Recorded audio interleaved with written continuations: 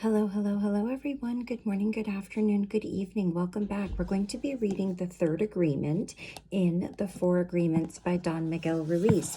So the second agreement that we read was not to take anything personal.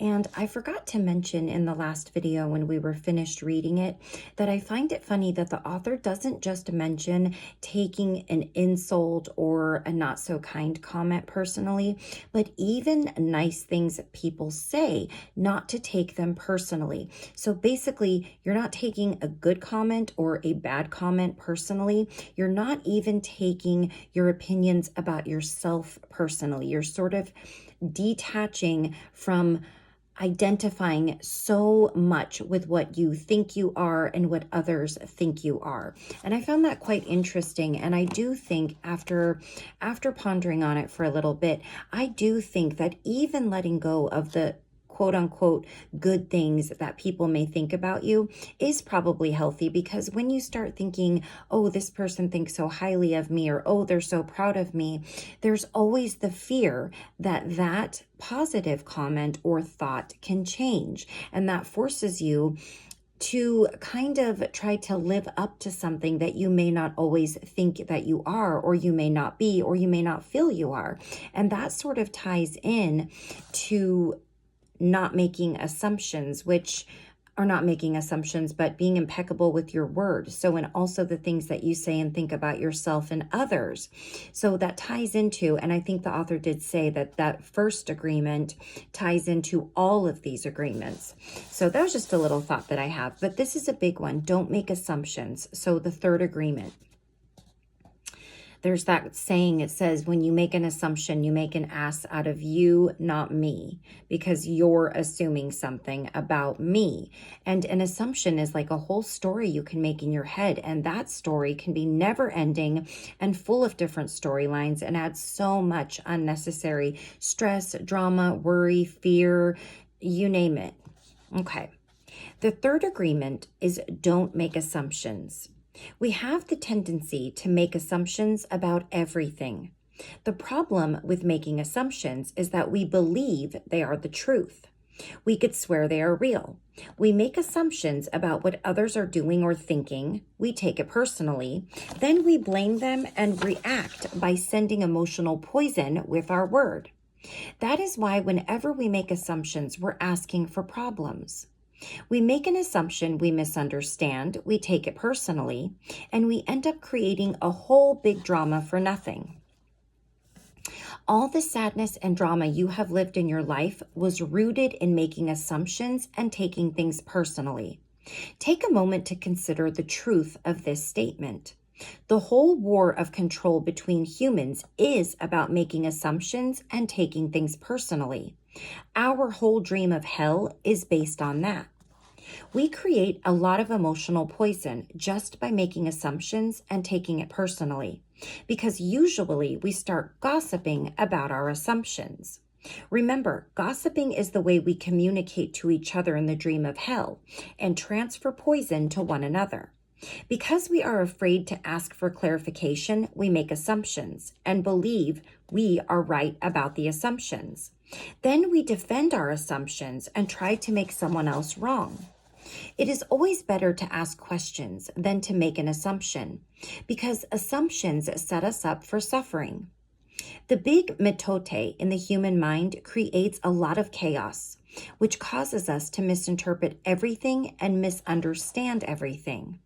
We only see what we want to see and hear what we want to hear.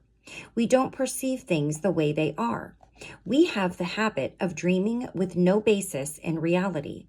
We literally dream things up in our imaginations.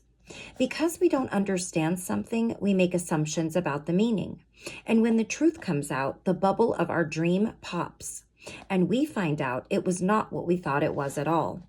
An example. You are walking in the mall and you see a person you like. That person turns to you and smiles and then walks away. You can make a lot of assumptions just because of this one experience. With these assumptions, you can create a whole fantasy, and you really want to believe this fantasy and make it real. A whole dream begins to form just what, I think I skipped a page. Yeah. Just from your assumptions, and you can believe, oh, this person really likes me. In your mind, a whole relationship begins from that. Maybe you even get married in this fantasy land, but the fantasy is in your mind, in your personal dream. Making assumptions in our relationships is really asking for problems. Often, we make the assumption that our partners know what we think and that we don't have to say what we want. We assume they are going to do what we want because they know us so well. If they don't do what we want, we assume they should. We feel so hurt and we say, you should have known. Another example.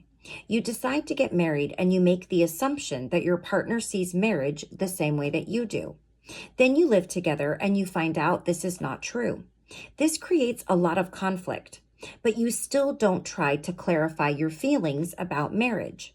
The husband comes home from work and the wife is mad, and the husband doesn't know why. Maybe it's because the wife made an assumption. Without telling him what she wants, she makes an assumption that he knows her so well, that he knows what she wants, and if he can read her, and that he can read her mind. She gets so upset because he fails to meet her expectations. Making assumptions in relationships leads to a lot of fights, a lot of difficulties, a lot of misunderstandings with people we supposedly love. In any kind of relationship, we can make the assumption that others know what we think and we don't have to say what we want. They are going to do what we want because they know us so well. If they don't do what we want, what we assume they should do, we feel hurt and we think, how could they do that? They should know. Again, we make the assumption that the other person knows what we want. A whole drama is created because we make this assumption and then we put more assumptions on top of it. It is very interesting how the human mind works. We have the need to justify everything, to explain and understand everything in order to feel, I keep skipping pages, safe. We have millions of questions that need answers because there are so many things that the reasoning mind cannot explain. It is not important if the answer is correct, just the answer itself makes us feel safe. This is why we make assumptions. If you didn't listen to my first agreement video, I do explain that the author purposely is repetitive with the phrases of the agreements because it is a way of embedding these things into your mind if you accept them. So if you're wondering why he says it so much, that's why.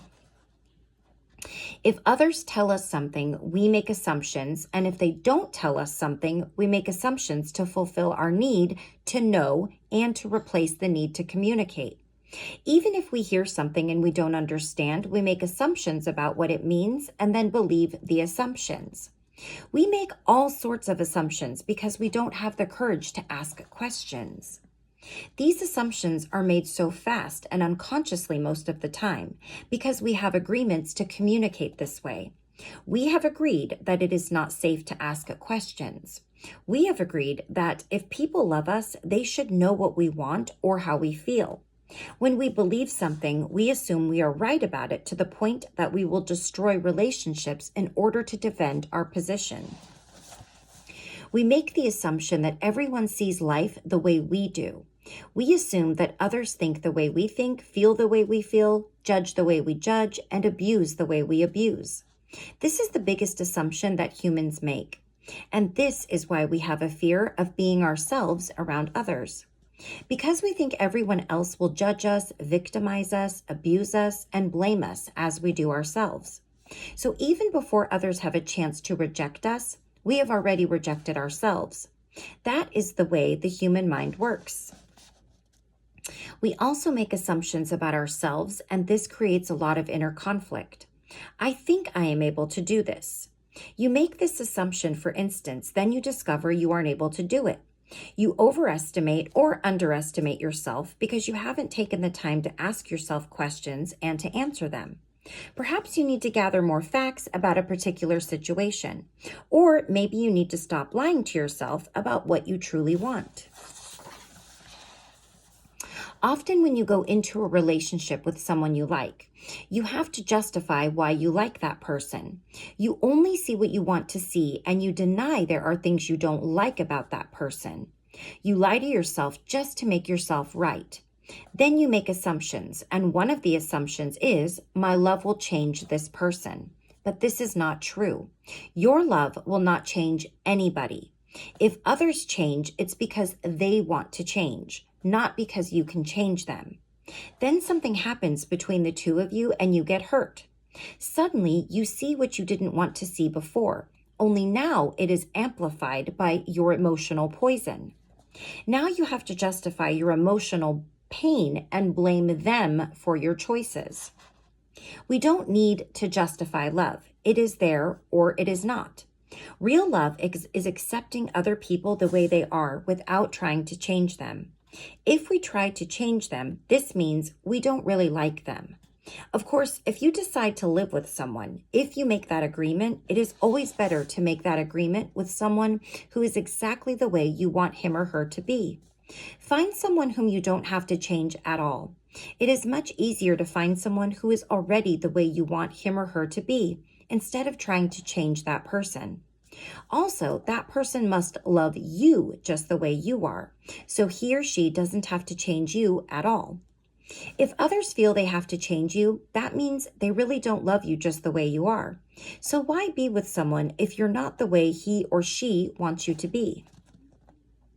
We have to be who we are so we don't have to present a false image. If you love me the way I am, okay, take me. If you don't love me the way I am, okay, bye-bye. Find someone else. It may sound harsh, but this kind of communication means the personal agreements we make with others are clear and impeccable. Just imagine the day that you stop making assumptions with your partner and eventually everyone else in your life. Your way of communicating will change completely, and your relationships will no longer suffer from conflicts created by mistaken assumptions. The way to keep yourself from making assumptions is to ask questions. Make sure the communication is clear. If you don't understand, ask. Have the courage to ask questions until you are clear as you can be. And even then, do not assume you know all there is to know about a given situation. Once you hear the answer, you will not have to make assumptions because you will know the truth. Also, find your voice to ask for what you want. Everybody has the right to tell you no or yes, but you always have the right to ask. Likewise, everybody has the right to ask you, and you have the right to say yes or no. If you don't understand something, it is better for you to ask and be clear instead of making an assumption. The day you stop making assumptions, you will communicate cleanly and clearly, free of emotional poison. Without making assumptions, your word becomes impeccable. With clear communication, all of your relationships will change, not only with your partner, but with everyone else. You won't need to make assumptions because everything becomes so clear. This is what I want. This is what you want. If we communicate in this way, our word becomes impeccable. If all humans could communicate in this way, with impeccability of the word, there would be no wars, no violence, no misunderstandings. All human problems would be resolved if we could just have good, clear communication. This, then, is the third agreement. Don't make assumptions. Just saying this sounds easy, but I understand that it is difficult to do. It is difficult because we so often do the exact opposite. We have all these habits and routines that we are not even aware of. Becoming aware of these habits and understanding the importance of this agreement is the first step. But understanding its importance is not enough. Information or an idea is merely the seed in your mind. What will really make the difference is action. Taking the action over and over again strengthens your will, nurtures the seed, and establishes a solid foundation for the new habit to grow.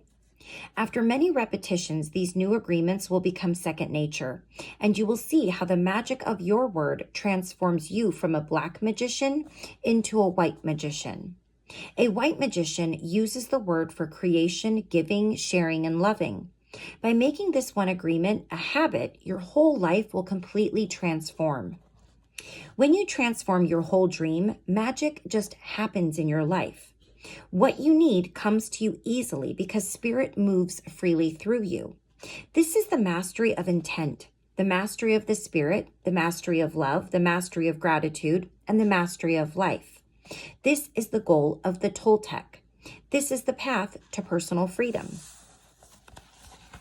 All right. And in the book that we read a few videos ago, Living Untethered by Michael Singer, he talks about energetic blockages. And also he talks about samskaras, which are basically things in our past that we have not dealt with, or situations in front of us that we refuse to deal with. For example, somebody who's talking about something and you disagree with it. And instead of letting the feeling of disagreement or anger sort of pass through you and allow yourself to feel it, you walk away and you ignore it. So that's a samskara. That's a smaller one. A larger one would be if there was some type of abuse and some traumatic things happened to you that you've never dealt with, and you've sort of just blocked them out or shoved them down.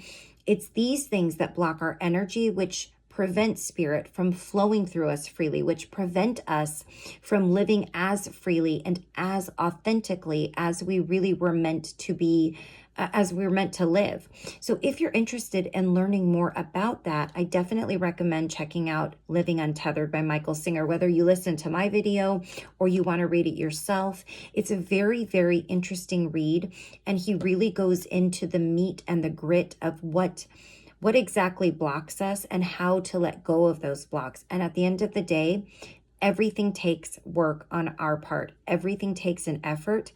Everything takes being mindful and being aware of our thoughts, our behaviors, our actions, and how it affects not just you, but all around you. Because everything that you do and everything that you think, whether it's bad or good or a neutral thought, affects everybody. So when you say, why does somebody care? That doesn't affect them. Many things affect all of us. We are a collective. We share a collective conscience. You know, we are individuals, but we are also connected.